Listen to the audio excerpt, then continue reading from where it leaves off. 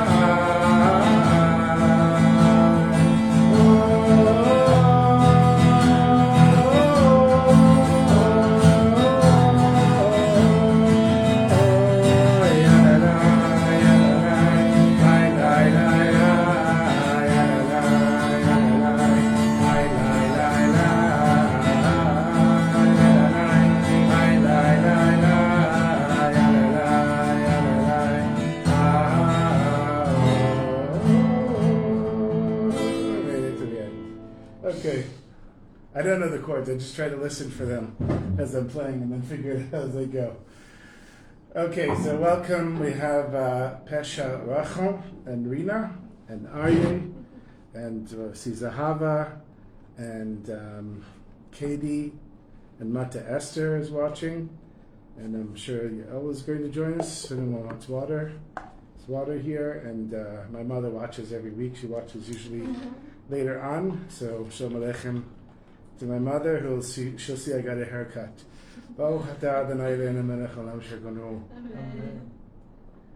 Okay, what did I do with my glasses? I guess I left them in the bag here. So I'm going to shorten the classes a little. We've been doing these classes for 7 years or something, usually an hour long. And I came home last week and I said to my wife, wow, these classes exhaust me. She said, so do 45 minutes, is that so bad? So I said, you know what, you're right. So it was at the show, we're going to do 45-minute classes instead of hour-long classes for the sake of my soul, and I'm sure it'll be easier for everybody else as well to do a little less time. Not less content, just less time. Is at the show. Okay, so we're learning in Likutey Moharan, which, since we have two new people in the class, Likutey Moharan, the collected teachings of Rebbe Nachman the Breslov. Rebbe Nachman, of course, passed away in 1810. He was around 38 years old. 38, 39. There's the debates, but he was young, and he died of tuberculosis, and he knew that he was going to die. He moved to Uman to be buried there, because, of course, Shalom Aleichem, Yossi, come. You want to sit over here? Yeah, all right, give it to Yossi. And you guys can look a little bit. There you go. This is Yossi and Rina and Pesha Rachel. So, Rebbe Nachman was one of the great-grandchildren of the Baal Shem Tov and grew up in the Baal Shem Tov's house. So he heard stories of the Hasidim. You know, in those days, people didn't live very long. The average lifespan was 50 years. So you would have people, people got married young, 15, 18, they were married, and they had kids right away because not all their kids lived. Rebbe Nachman had many kids that didn't survive. And so when you say that the Rebbe Nachman grew up in the house of Baal Shem Tov, and that he was the great-grandson, he knew Hasidim that were direct Hasidim of the Baal Shem Tov. And so he was receiving Torahs and stories and being influenced by. Of course, his grandmother was the Baal Shem Tov's daughter, and he imbibed all of that. And so in Likutey Moharan, we're getting, of course, Rebbe Nachman's interpretation of these Torahs, but coming in a sense a direct line from the Baal Shem Tov. Now, we're learning from Torah Kuf Yud Bet. I think this is the third week that we're learning from the Torah. And if you're not familiar with Rebbe Nachman's Torahs, so they're a little different certainly different than Chabad Chassidus. And they don't always follow such a direct line. He's a bit poetic and abstract, but because we've learned, Baruch Hashem, so many lessons, probably 300 or 400 lessons in Likutey Moharan, all recorded, all online. I don't know if anyone will ever watch them, but they're all there. Then you start to get a feel for what he's saying and how it comes about. So now this lesson is Tzohar Ta'aseh Teva. This is coming from Parashat Noach, where Hashem commands Noach to make an opening in the ark, and he gives him the dimensions, and then he says to make 3 levels in the ark. And then Rashi says, what is this Tzohar? What is the meaning of Tzohar? Yesh omrim Even Tov, v'yesh omrim Chalom. And from this little opening here, Rebbe Nachman is giving this whole Torah. He starts off saying that davening is very difficult, because davening is one of the holiest things that a person can do. Davening is in a realm of it's not in the physical world, but it is in the physical world. And when you're davening, it's only davening. You can't mix into davening something else. If you do, it's already not davening. Like you couldn't mix into food something that's not kosher. Davening on its own is a very high spiritual thing, and because of that, it's difficult to daven. Because where does the negative energy in the world get its energy? If you think about comics and superpowers, so it's always the good superhero is getting his power from the negative one, and the negative is getting from the positive. Just trying to remember back when I was a kid, and I used to read these comics. And that's the same thing here. And we know that in Judaism we have Ze Lumat Ze Asa. This juxtaposed to this is how Hashem created the world. Meaning that in order to have good, we have to have evil. In order to have light, we have to have darkness. If this whole room and this whole world was all light, it was just bright, bright, bright light, there were no shadows, we wouldn't understand what light is. If everything was good all the time, we never suffered, we never had anything that we perceive as bad happen to us, we wouldn't know what good is. So that's these opposites in the world. And where does the negative energy get its energy from? It gets it from holiness. So if davening is this very high spiritual thing that really is in a sense a pure thing, and it can't be contaminated, because once you start having thoughts about movies and work and other things when you're davening, there's somebody here? Just somebody opening the door. Then it's no longer davening. That's where the negative energy is going to get its energy from. And so that's why it's hard to daven, because the second you start to daven, the negative energy comes and attacks you. It's coming and swarming around you. It's trying to confuse you. It's trying to distract you. It's trying to throw you off, because the second that it does, it, in a sense, pulls that energy for itself. And he says, this is a constant battle. We're constantly battling against the negative energy in the world, which, especially because we're Jews, we have the capacity to be on a higher spiritual level than somebody that's not a Jew. And you could say, well, what kind of racist thing is that to say? So the Alter Rebbe talks about it in the Tanya, and he says that a Jew has a pintele yid, has a little spark of godliness that a non-Jew does not. And an example that's easy to understand, you could be sitting at a Shabbos table, and half the table are Jews that are obligated to keep mitzvot, and half the table are non-Jews that are on a trip and observing Jews having a Shabbos meal. For the non-Jews, it's a spiritual experience, but it's not a mitzvah. For a Jew, it's a Jew doing a mitzvah. And what is a mitzvah? It comes from tzavta. Tzavta is pliers, which brings two extremes together, and it means to create a connection, like the word tzevet is a team. So when we do a mitzvah, we are connecting ourselves to Hashem, which is the infinite, that's reaching out to us through this tool called a mitzvah that allows us to come close to Hashem. Otherwise, if Hashem is infinite, and let's say this is infinite, and I'm finite, however close I get to infinite, I will never reach there because it's infinitely far away.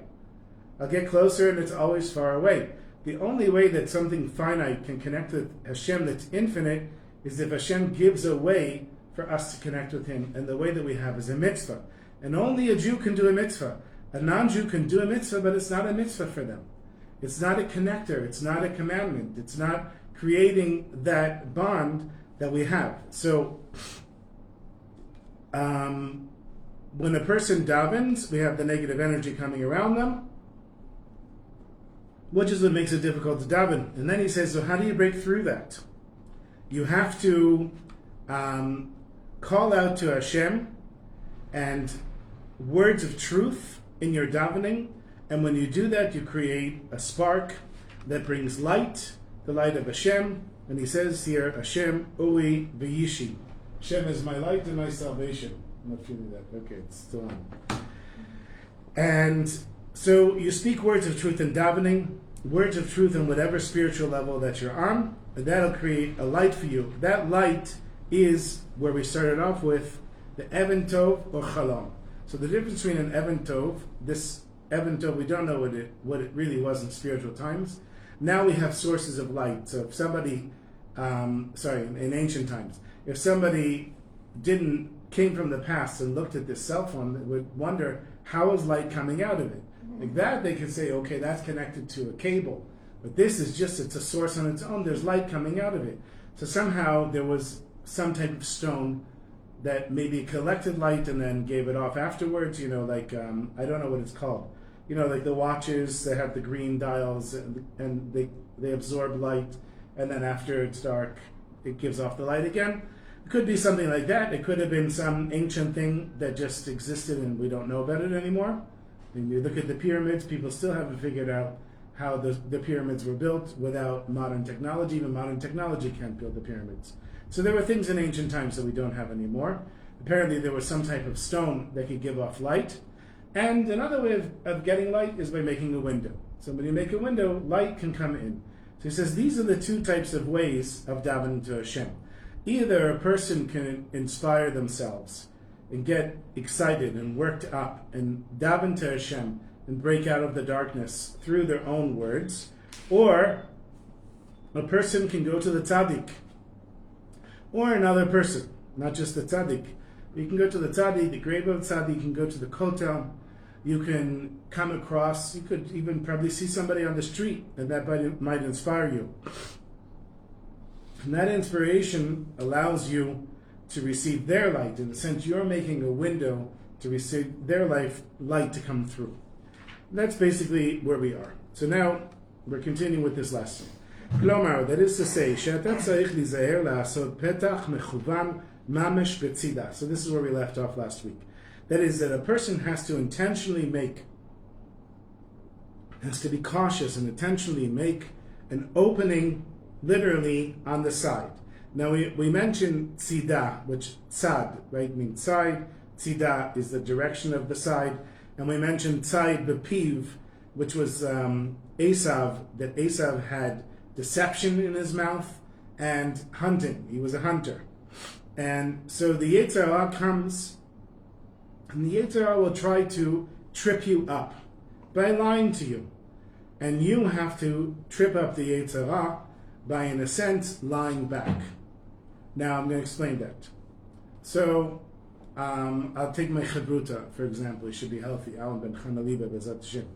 So he's 81 years old, and he's had a lot of health problems, and he had a stroke like a year ago. And occasionally he forgets things.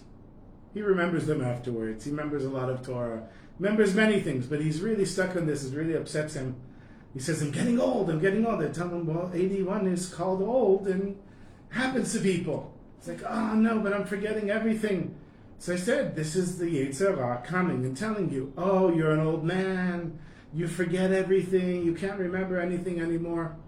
I said, let's look at the things that you can remember. So that's the lie of the yetzer telling him he can't remember anything. Obviously, it's not a truth. The truth, he remembers many things.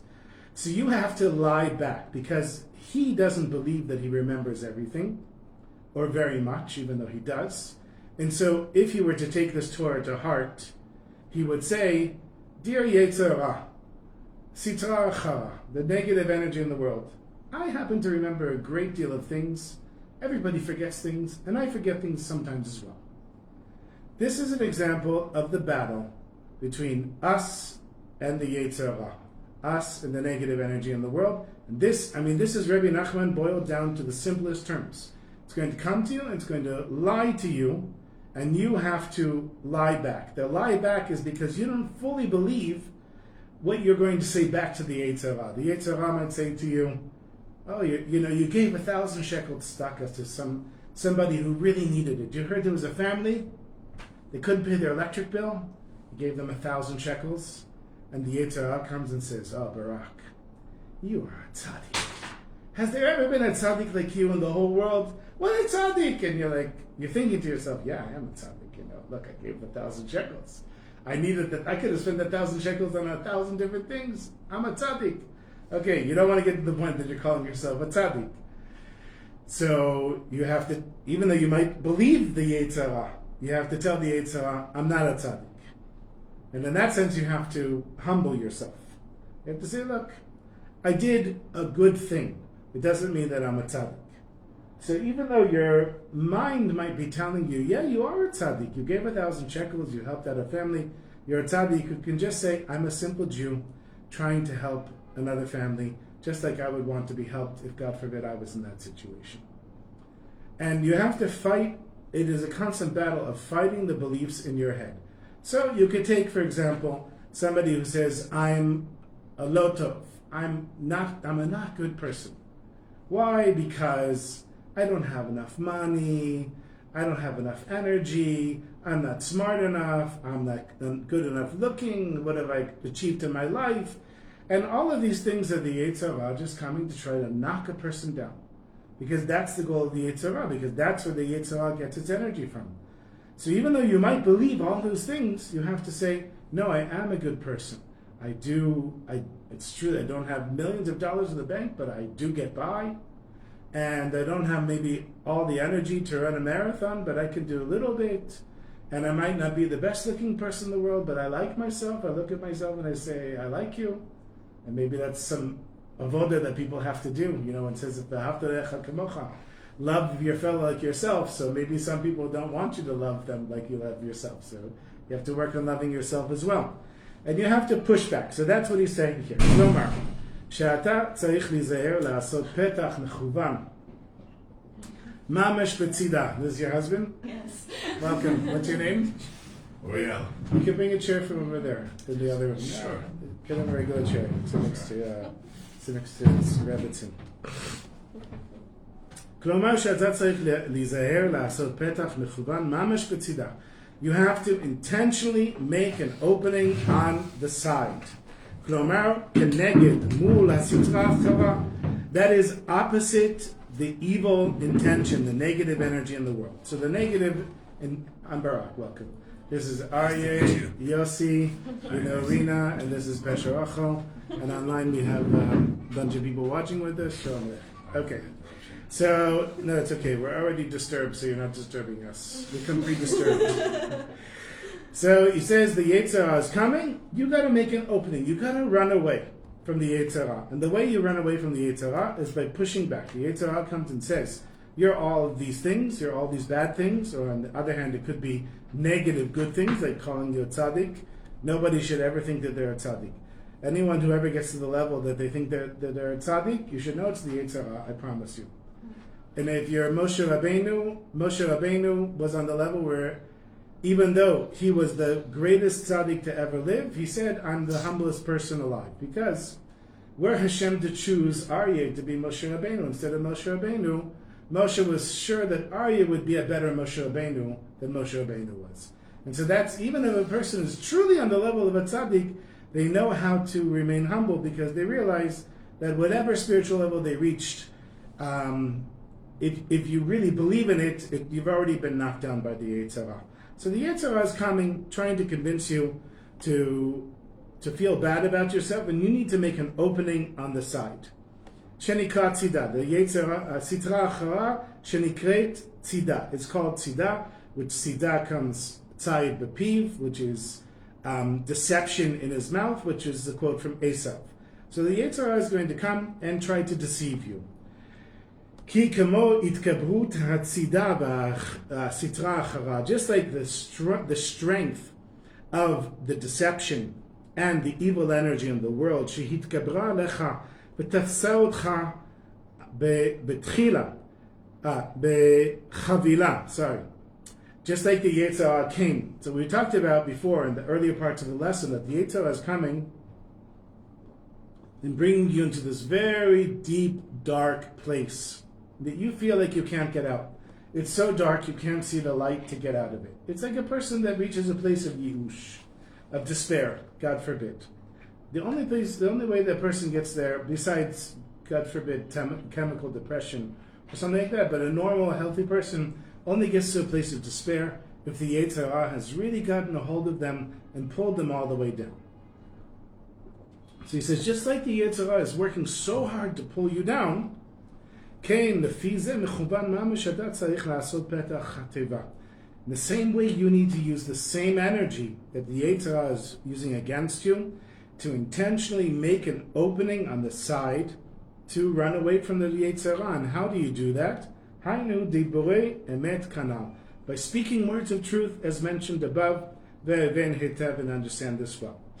So what does it mean speaking words of truth? You tell Hashem exactly where you are right now. You say, Hashem, I might not be really so great, but I want to be better. I want to grow. I want to grow spiritually. I want to be able to come to shul and go through davening and have the patience to make it through the minyan. I want to have the patience to make it through the Torah reading. I want to have the patience for my spouse. Everybody who's married, I don't know, maybe you guys have a perfect marriage, but I can tell you, I have to work on having patience for my wife. I'm sure she has to work on having patience for me. And Baruch Hashem, we have a good marriage, and we've been married for many years. But you have to work on it. And so you have to ask Hashem, you have to say, listen, I got upset at my wife, and I'm sorry that I did that. And Hashem, help me to control my anger and see the good in her and not get upset at her. That's a true prayer. And that's not the prayer of a tzaddik, because, a tzaddik in quotes. You might think, oh, this totally righteous person, he has perfect shalom bayit. So he's not davening for that. He's davening just for Mashiach to come. Like he's on such a level, he's just davening that all the Jews be gathered in the land of Israel. He has nothing else to daven for. I'm sure that the tzaddik has things to daven for as well, and probably also shalom bayit. So you speak words of truth on the level that you're at right now. Perush, that means to say, צריך שהפתח של דיבורי האמת יהיה מכוון כנגד התגברות הסתרה אחרה. That is, the words of truth that you're speaking, which are making this intentional opening to escape the clutches of the yetzer, need to have the same force and energy that the negative energy has against you. Dahainu, she'im nafal letoch avanot rabim, if a person fell into all kinds of immoral behavior, ונלכד בחזוקה על ידי הסתרה האחרה, and the person is trapped and held in this trap by the negative energy, azai, and as a result, אף שדיבור אחד של בקשה, even though one word of calling out to Hashem, כמו, Hashem Hoshia. Now what does this come from? Hashem save me.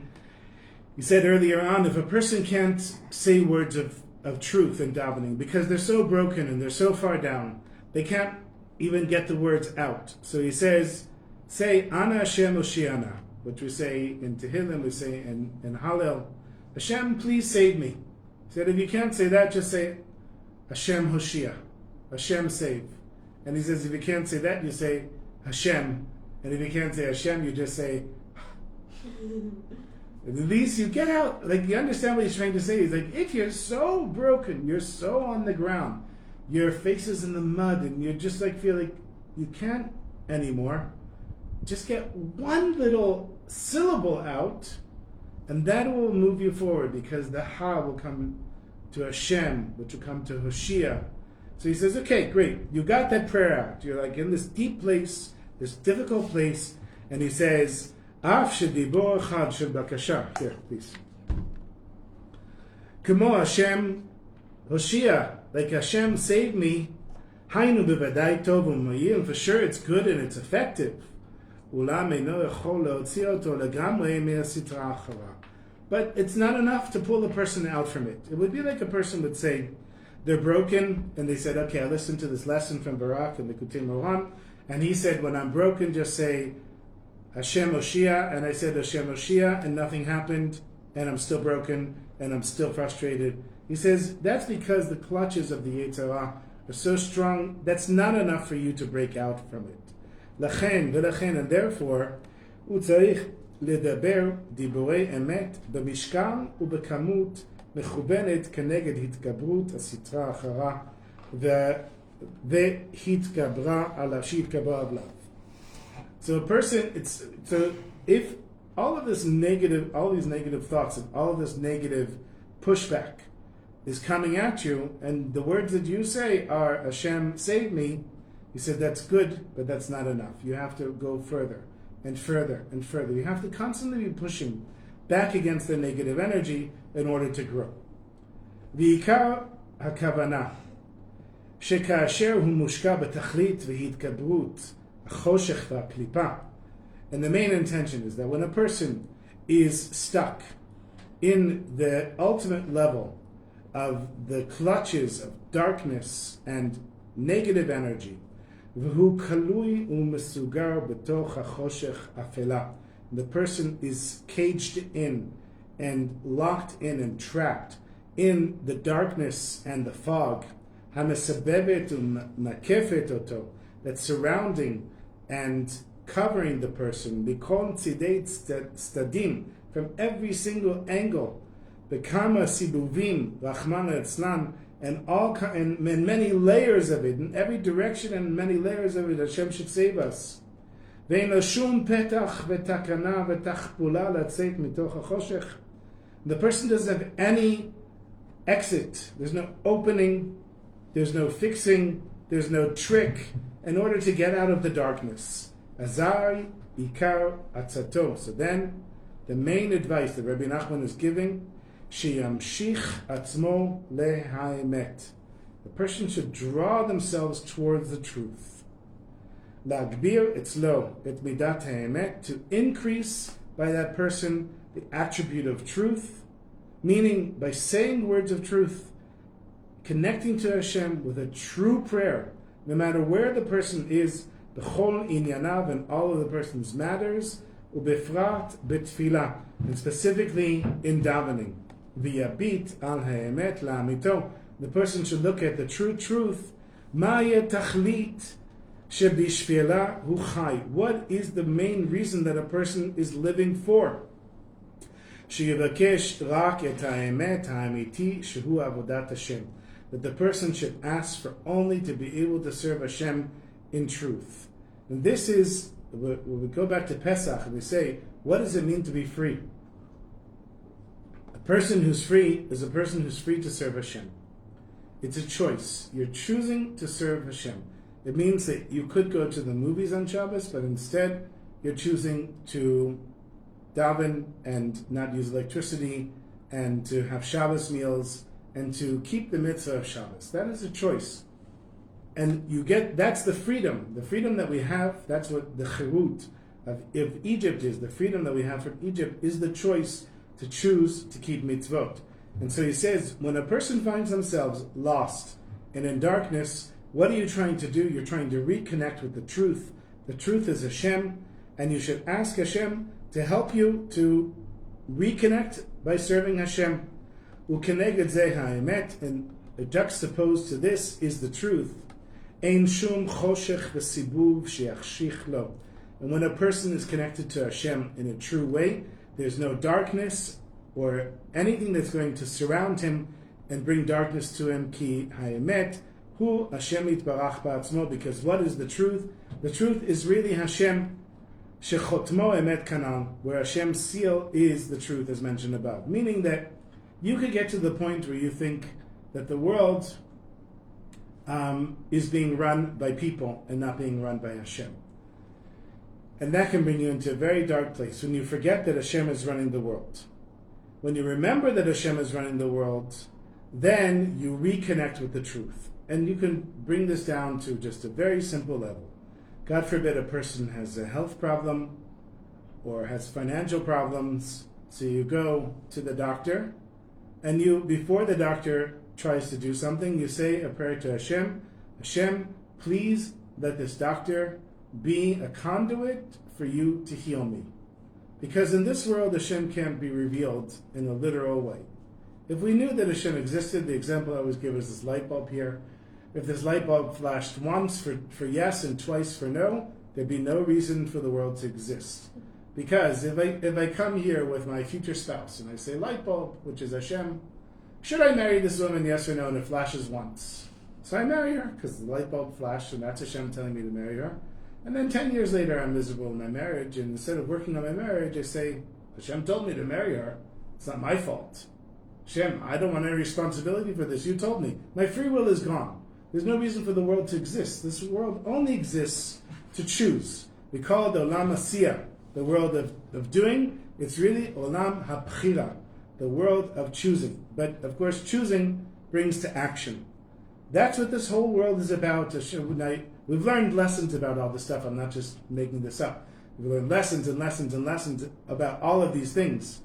Why did Hashem create the world? It was Hashem expressing His kindness. Hashem's kindness is expressed in this world.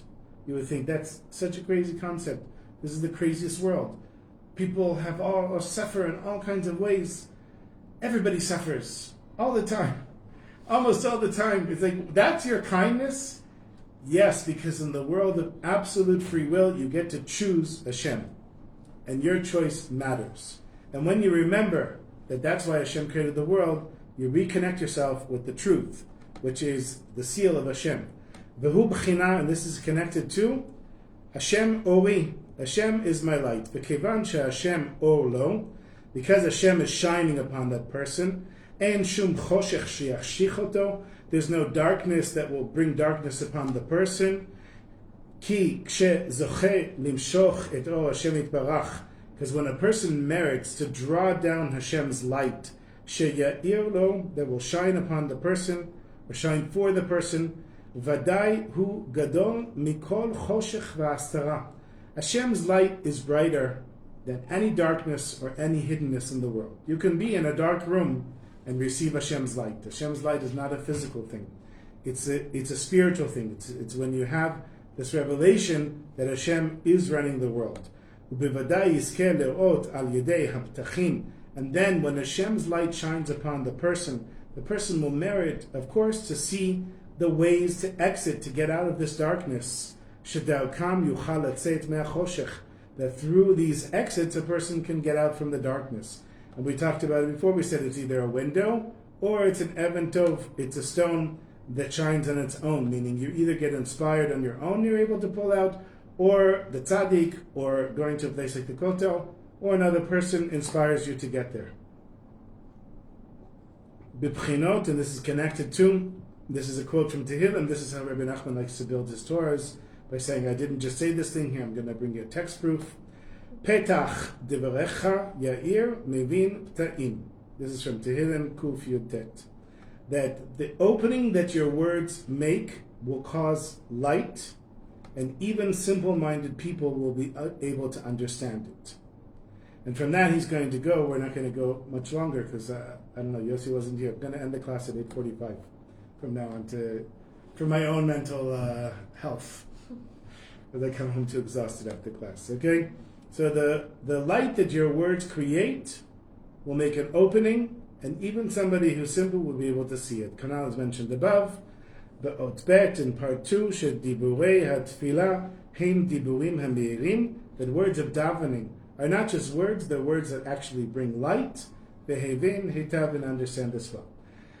So he's going to say later on in the lesson, that we'll get to next week or the week after, that when you get out of the darkness, you can pull other people out of the darkness as well. So in a sense, if you're the one that has the light source, there might be other people in the same room as you, and you turn on the light, and everybody can see the same thing that you can see. Or it might be that you made an opening for yourself to go out, and that same opening, other people can go out through the same opening that you made. And I'm just, for some reason, I'm trying to think of an example.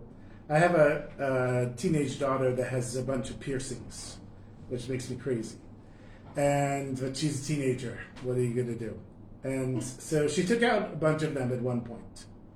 And I said to her, why'd you do that? She said, I met this guy, and his whole face was pierced. And he didn't have any piercings. And I said to him, why'd you take out your piercings? And the guy said, well, people would look at me and they wouldn't see me, they would see the piercings. I said, I want them to see me.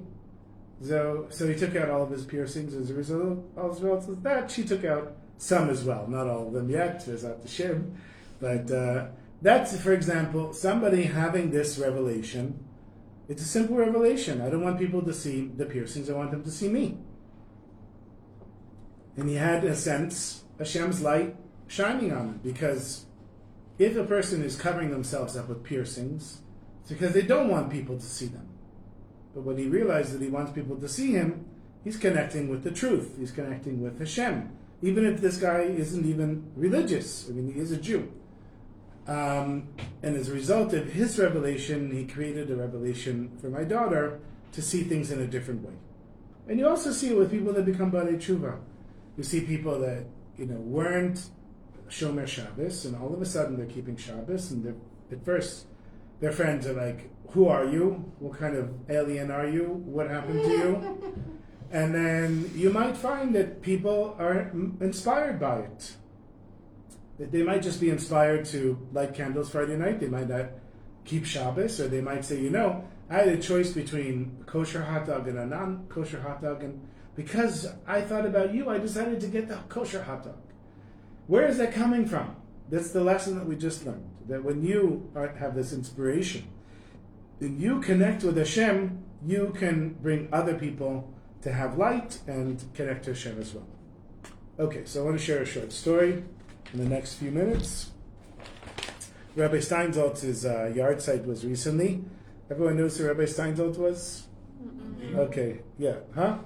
Adin Steinsaltz, yeah. Evan Yisrael changed his last name to Yisrael because the Rebbe said Steinsaltz is, it's not like, it's whatever. It was too harsh of a name, and he said to change it to Evan Yisrael. Is he the one that's buried next to Bali Yosef? I don't know where he's buried, but he passed away like maybe 2 years ago. His world headquarters was right over here on Evan Sapir Street. And he didn't live in the neighborhood, but he was here all the time, and I saw him for 20-something years. And I'd always say hi to him. I had a few little incidents with him. But he was a very special person. He was, you've heard of Kotsk. The Kotzker Rebbe was very strict. There's all kinds of quotes for the Kotzker Rebbe. I don't know how many of them were true. Because everybody who has some crazy quote says, the Kotzker Rebbe said it. But the Kotzker Rebbe was very, very strict, and that's why I don't think there are any Kotzker Hasidim today. And I would say Rabbi Steinsaltz was, in a sense, a little aspect of the Kotzker Rebbe. If you would stand next to Rabbi Steinsaltz, so I met the Lubavitcher Rebbe when I was 17. Standing next to the Lubavitcher Rebbe, I was super elevated. It's just like the heavens opened and spiritual energy was pouring down. You stand next to Rabbi Steinsaltz, it's like a spiritual or an ego sound chamber. You don't hear your ego. You're super, super humbled. Like grounded, like in such a crazy way. And then you would step away from him, you're like, oh, thank God my ego's back. So I met a guy at a wedding last week who was very close to Rabbi Steinsaltz, and he said, it's Rabbi Steinsaltz's yard site, so let me tell you a story about the rabbi. He said, I was at a wedding, and Rabbi Steinsaltz did many weddings, I know, because many of the weddings I was at, he performed. So how many weddings was I at? And he was at a lot of them.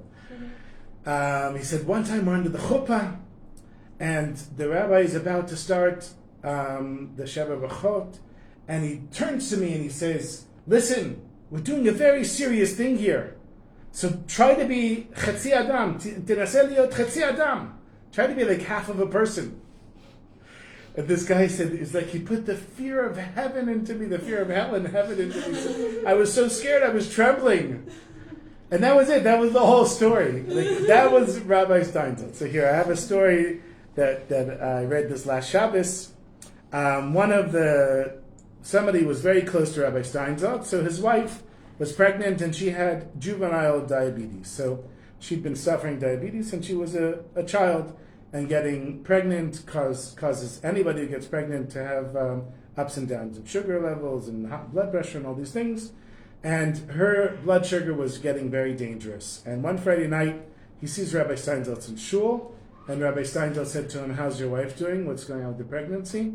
And he said, "It's not good. The doctors are very concerned because her sugar won't go down." And so he said, "What did the doctor say?" And the doctor said they've tried everything, and there's nothing left to do. So Rabbi Steinsaltz, he waited a minute, and then he looked at this guy with penetrating eyes, and he said, "Are you davening?" And this guy says he was annoyed by the question, because he said to the rabbi, "Do you really believe that prayer can do something? You really think prayer is going to lower her blood sugar?" And Rabbi Steinsaltz turned red, and he said, "Look, if you don't believe in the power of prayer, then the only solution is for God to push you up against the wall. He'll pressure you and cause you pain until ultimately, not only will you daven, but you'll shout. And then he'll answer you."